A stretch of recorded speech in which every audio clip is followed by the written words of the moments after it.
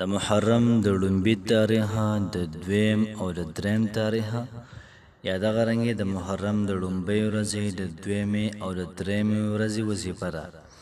ډېره زیات خاص وظیفه ده. تمام حاجات الله پاک د انسان پوره کوي، تمام مقاصد الله پاک د انسان پوره کوي او تمام خواهشات الله پاک د انسان پوره کوي. الله پاک خپل بندله د دې وظیفې په برکت باندې بے پناه دولت ورکوي. الله پاک د انسان لا بے پناه رزق ورکوي او دغه رنګې څومره چې د انسان محترمو دا قرضدار وي، الله پاک د انسان قرض ختموي. دغه رنګې خپل کور کو نه الله پاک له خپل کور ورکوي. دغه رنګې الله پاک د انسان لا گاډي ورکوي. یاد ساتئ چې الله پاک د انسان ته بے فنا مال او دولت ورکوي په دې وظیفې په برکت باندې او دغه رنګې ټول کال محترم دا په خیر او په عافیت باندې او پر سکون دا به تیریږي. د داسې وظیفې لپاره تاسو دا ویډیو مخکې نور خلکو سره شیر کړئ او په خپله مو کوئ او د داسې وظیفو لپاره وظایف کې دنیا سبسکرایب کړئ.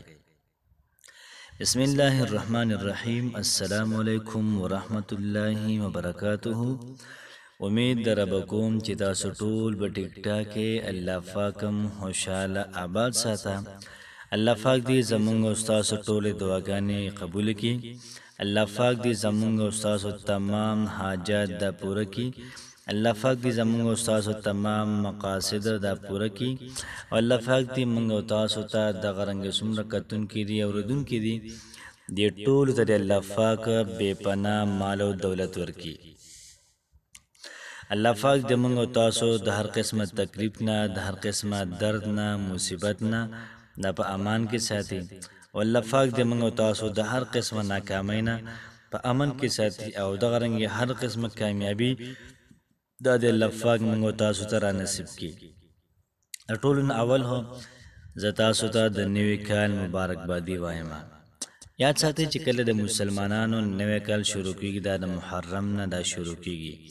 محرم محترمو دا نوی کال دی او د الله پاک نه دعا کوم چې په دې کال کې د الله پاک زموږ تمام حاجات دا پوره کړي. الله پاک دې زموږ تمام خواهشات پوره کړي. الله پاک دې موږ او تاسو ته بهترین رزق او مال او دولت راکړي او دغه رنګې پرسکون دې الله پاک دا کال په موږ او تاسو باندې تیر کړي. الله پاک نه دعا کوم چې آینده چې کوم کال را روان دی دا کال د الله پاک په خیر او عافیت باندې راولي او زموږ ژوند دې پکې محترم او دا الله پاک ولیکي. او دا نوی کال چې کوم شروع دی الله پاک دې موږ او تاسو د دوانو جهانو سردار په نقش قدم باندې بوزي او د هغه په سنتو طریقو باندې د الله پاک موږ او تاسو دا بوزي. کوم کال چې محترم او د تیر شو په هغې باندې استغفار، په هغې باندې توبه ویستل دا موږ له پکار دي. څونه ګناهونه زموږ نه شوي دي، څومره داسې کارونه شوي چې الله پاک په هغې باندې خفه دی. الله پاک د هغه موږ ته معاف کړي او الله پاک دې زموږ نه خوشحاله شي. محترمو نن چې کومه زموږ وظیفه ده نو هغه داسې ده چې کوم هلکه دا وظیفه کوي، که نارینه وي که زنانه وي دا وظیفه کوي نو الله پاک به د انسان په بدن کې څومره بیماری دي دا به ختمې کړي. په کور کې بیماران دي، دغه رنګې په هسپتالونو کې بیماران دي، دا ټول بیماری به الله پاک د انسان له ختمې کړي او تمام حاجات به الله پاک د انسان پوره کړي او دغه رنګې د دوی په کور کې، د دوی په سکول کې، دفتر کې، کالج کې، دغه رنګې په پوره محله کې د خیر او د صحت هواګانې دا محترم الله پاک دا به وچلي. نو نن چې کومه زموږ وظیفه ده دا ډېره زیاته خاص وظیفه ده، ډېره زیاته اعلی وظیفه ده. نو ټایم پې لګي نو صرف محترم 3 ورځې وظیفه را ځان یو 15 منټه مختص کړي یو سایډ ټکینې ځان فارغه کړي دا وظیفه په یقین سره وکړئ. انشاءالله العزیز الله پاک به زموږ او ستاسو ټول حاجتونه دا پوره کړي. یاد ساتئ چې د وظیفې طریقه او ترتیب به دا وي چې موږ به د ټول نه مخکې اودس چارندام وکړو. چې کله موږ چارندام په ښکلې په اعلی طریقې باندې وکړو د هغې نه بعد به 100 پیرې درود ابراهیمي ووایو.